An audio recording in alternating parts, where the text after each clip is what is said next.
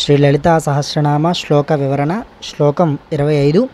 సంపత్కరీ సమారూఢ సింధుర వ్రజసేవిత. అంటే సంపత్కరీదేవి, ఈవిడ గజ సైన్యానికి నాయకురాలు అన్నమాట.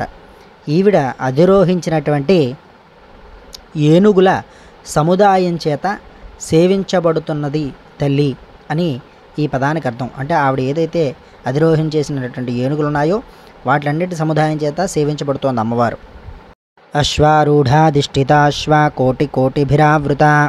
అంటే అశ్వారూఢ అనే దేవి చేత ఎక్కబడిన గుర్రముల యొక్క కోట్లాను కోట్ల సముదాయముల యొక్క గుర్రముల చేత సేవించబడుతున్నది అని అర్థము.